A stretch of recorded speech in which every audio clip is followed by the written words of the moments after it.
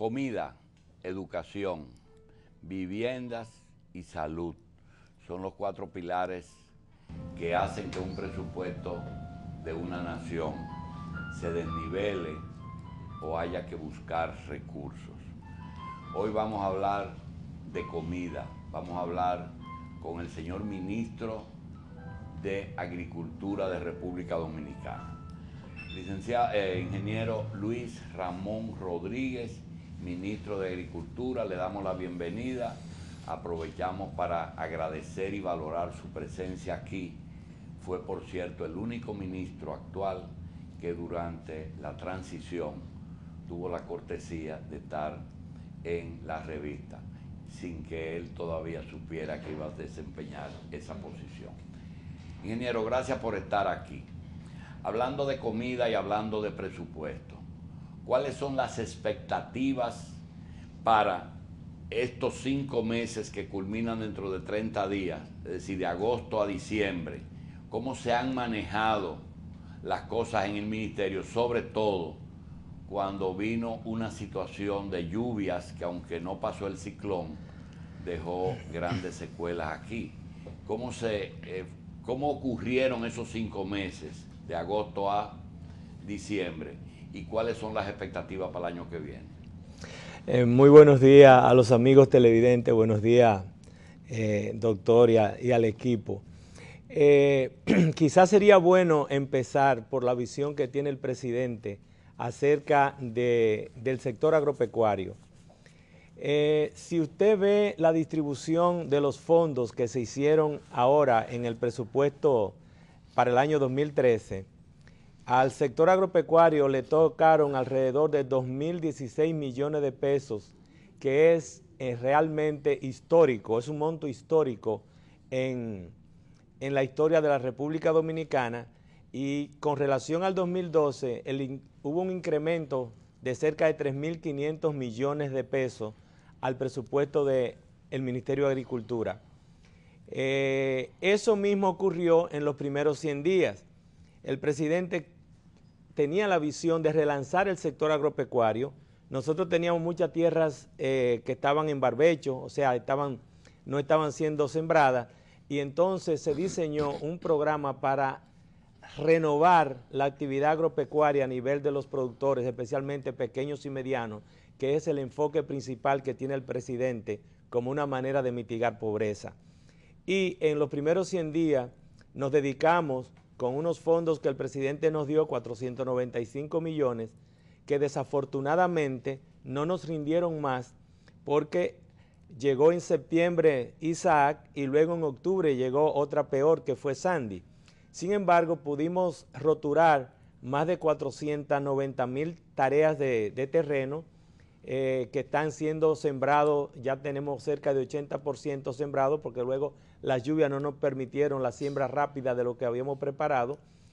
Hemos construido y reconstruido cerca de 1.600 kilómetros de caminos vecinales, lo cual era una demanda permanente cuando el presidente iba a los sitios en la campaña.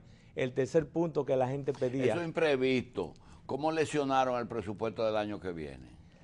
En realidad, lo que el presidente hizo, que en la medida de las posibilidades presupuestarias nos dio unos fondos adicionales, porque por ejemplo había con Sandy especialmente muchas de las cosas que ya estaban puestas, como por ejemplo semilleros de tomate en Asua, semilleros de cebolla en Baní, fueron destruidas completamente. Y entonces, para reponer eso, roturar la tierra de nuevo y darle algo de apoyo con semilla a los productores, entonces se obtuvieron recursos frescos adicionales. Pero yo entiendo que el pueblo puede juzgar lo que el presidente con su equipo agropecuario ha hecho durante los primeros 100 días. Esos caminos, 1.000 y pico de kilómetros, ¿fueron caminos que estaban ya en mal estado o los dañaron las lluvias? Había caminos, doctor, ahí por ejemplo, nosotros estamos interviniendo 150 kilómetros de camino en El Ceibo y en Atomayor, en la zona cacautera, que eso desde la época que Trujillo los construyó nunca se le había hecho nada. Muchos de esos caminos eran antes incluso de que las tormentas le hicieran daño, que ya había que intervenirlos. ¿Agricultura tiene un departamento o eso lo hace Obras Públicas? Nosotros tenemos un departamento de construcción y reconstrucción de caminos. Normalmente nosotros lo que hacemos es que trabajamos los caminos que tienen que ver con la ruralidad, digamos, entre las plantaciones y los caminos principales que van a esas comunidades.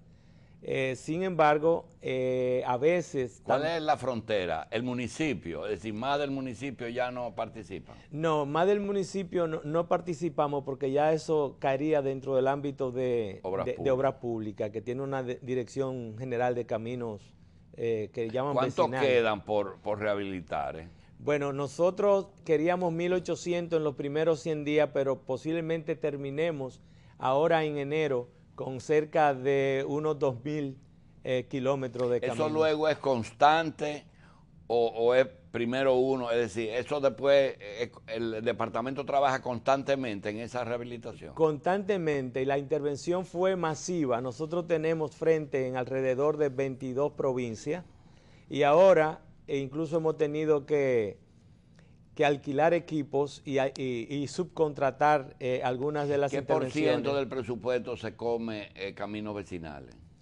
Los caminos alrededor, nosotros estamos invirtiendo ahora mismo unos 284 millones de pesos en reparación de caminos a nivel nacional. Ministro, esas obras no se ven mucho. Y si usted me pregunta a mí, ¿qué se dice en la calle del gobierno y del ministro? Yo se lo digo sin que usted se ponga bravo.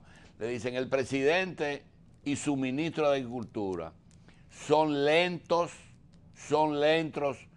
quizás sean un poquito teóricos y no ejecutan las cosas a la velocidad que se necesita. ¿Qué usted le diría?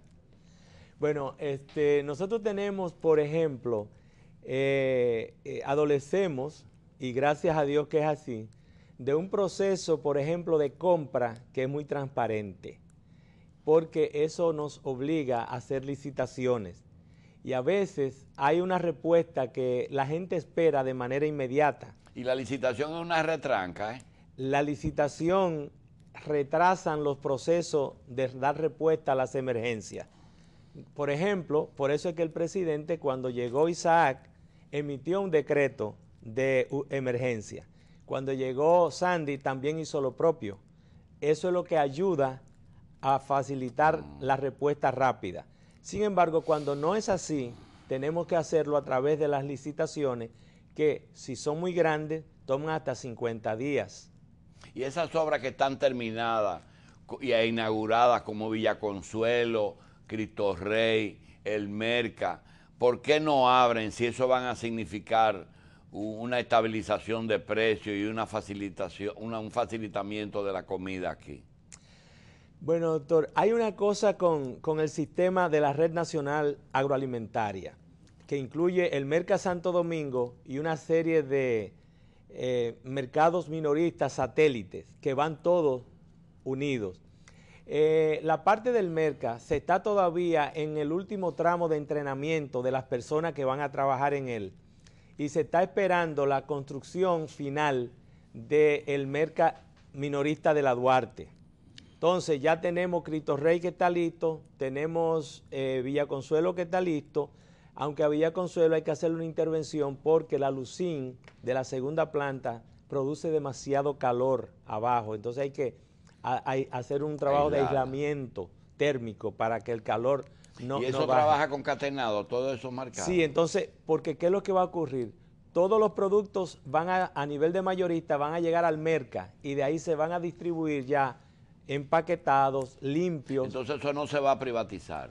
Eso no se va a privatizar. El Estado no puede invertir 5.000 millones de pesos para que el sector privado lo administre, porque además es una función pública importante, porque lo que uno quiere desde el Estado es propiciar la inocuidad y que nosotros mejoremos la calidad de lo que consumen no solamente nosotros los productores, los consumidores nacionales, sino también que desde el Merca se pudiera incluso exportar. Es decir, que el que compre una calidad del Merca, eso es calidad exportable.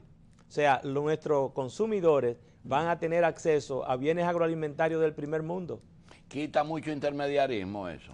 Eso reduce pero mucho la cadena de distribución, lo cual va a mejorar la rentabilidad de los productores.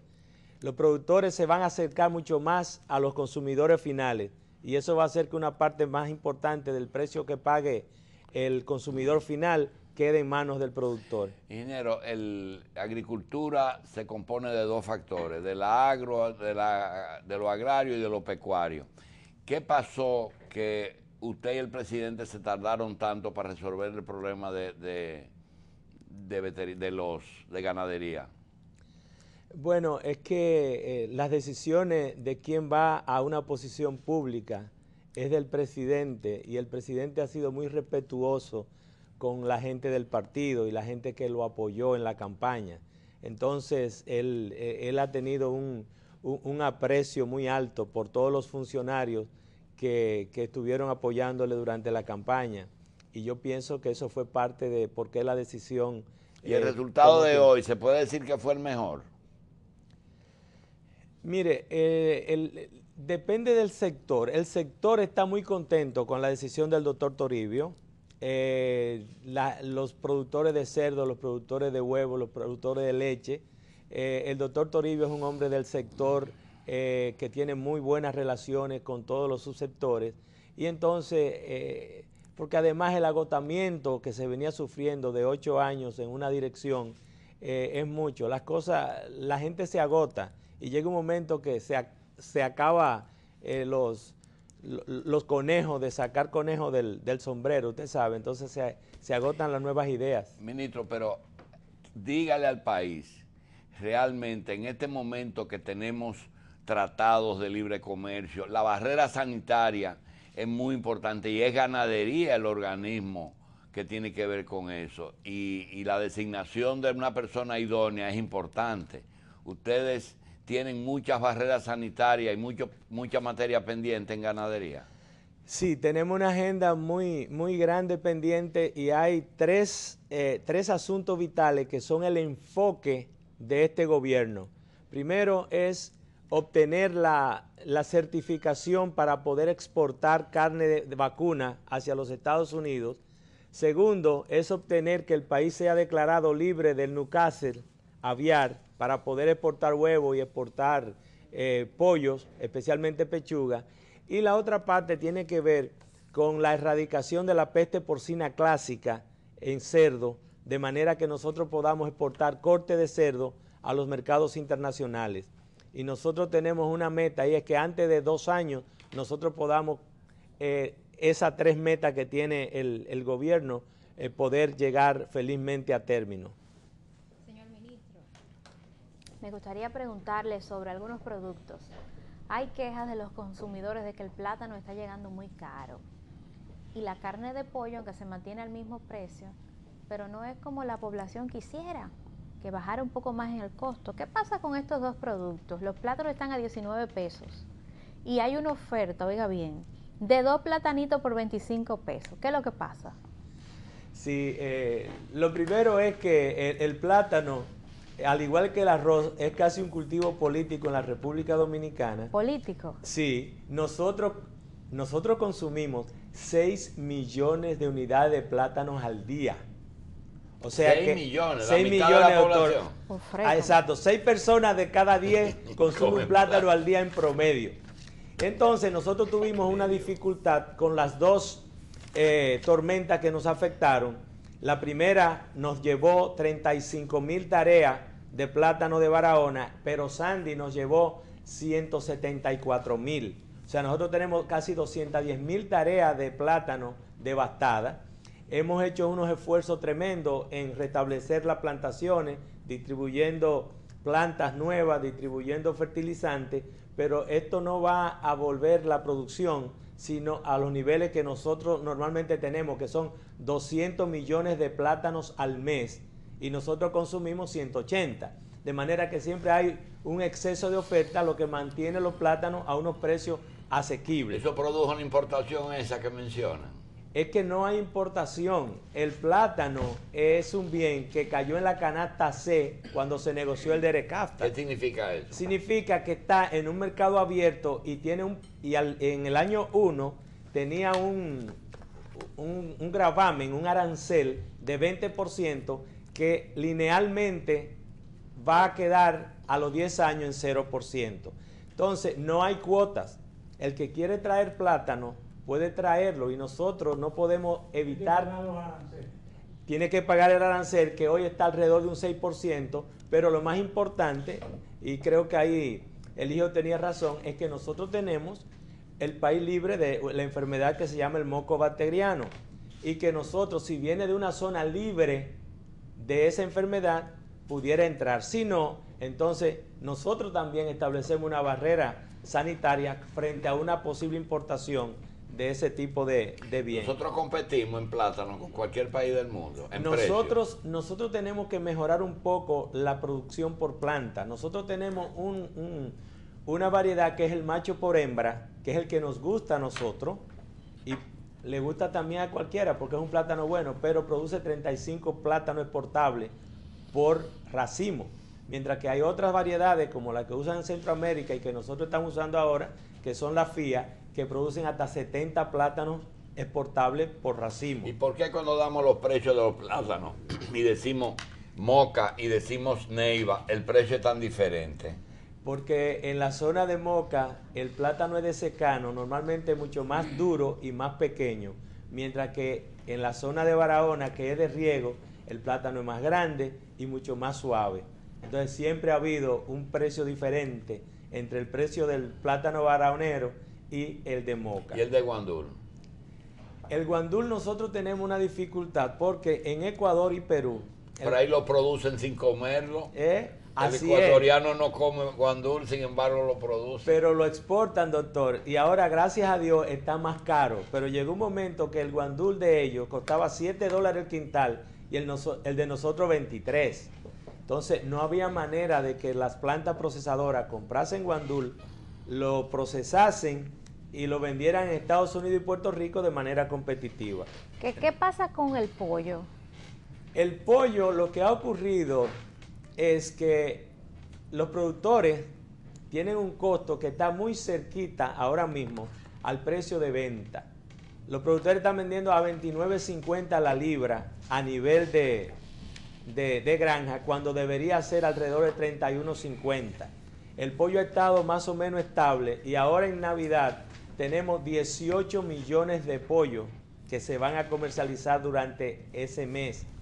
Nuestro problema ahora va a ser, como Ministerio de Agricultura, organizar a los productores para que en los meses de enero, que las ventas normalmente se caen, y febrero, que también se cae por la situación de la Semana Santa, viene la Cuaresma, se consume menos carne. Entonces, el trabajo nuestro en el ministerio es decirle a ellos, ahora hay que bajar la producción, porque si no, van a perder mucho dinero.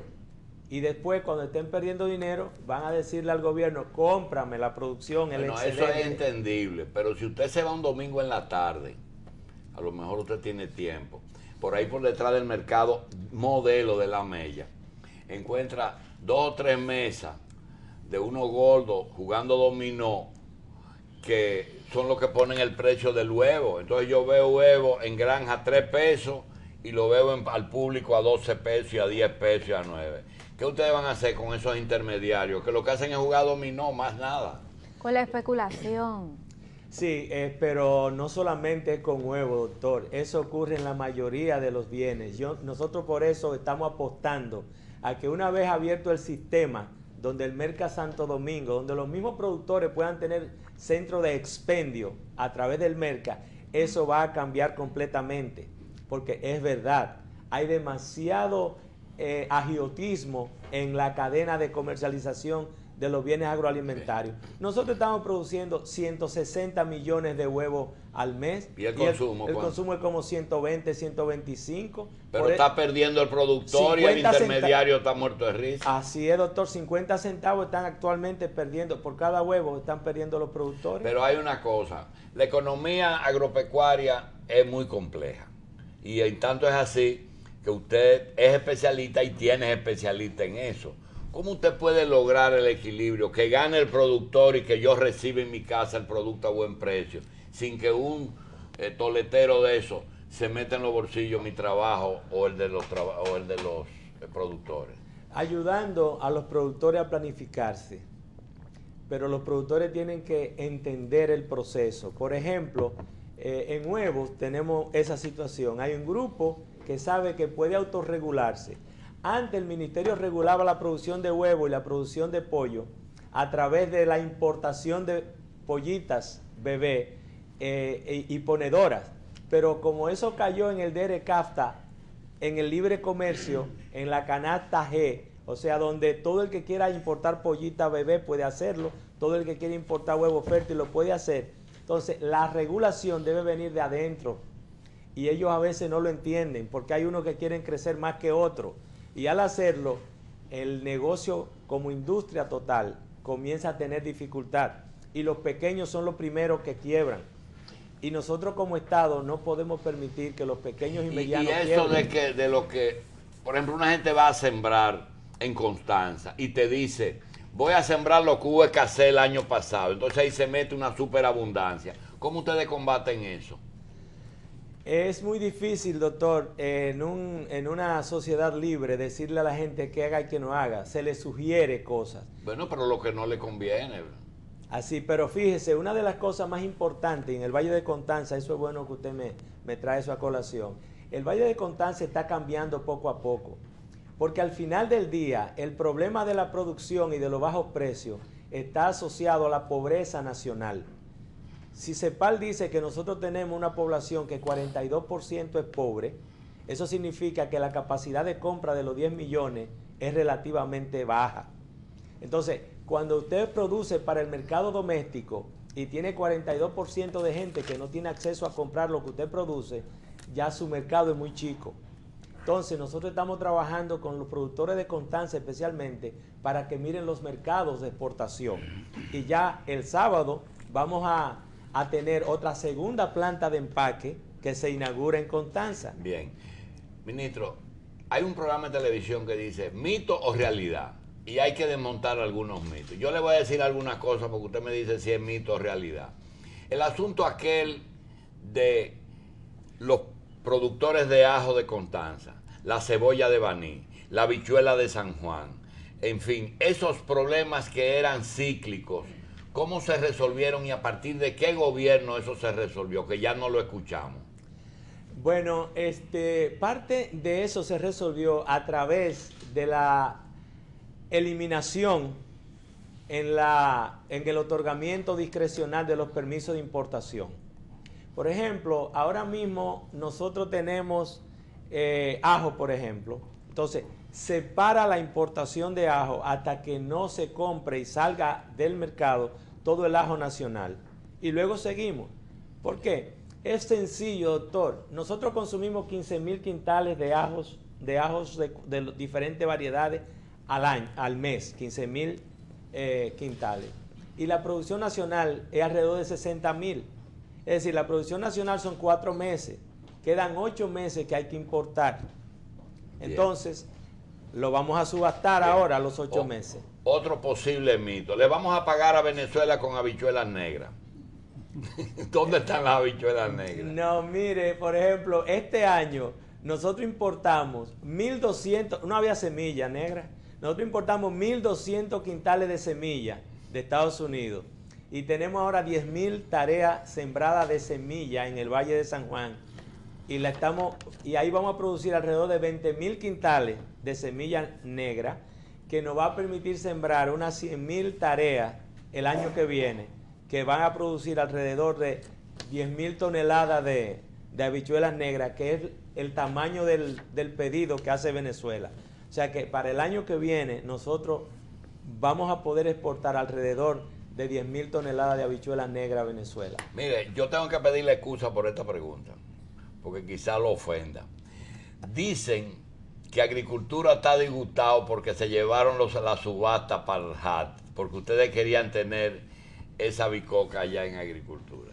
No, doctor, eso no es así. De hecho, cuando estábamos trabajando el programa de gobierno, yo recuerdo que de las cosas que con más insistencia nosotros le decíamos al candidato, ahora al presidente, tenemos que poner esto para sacarlo de ahí.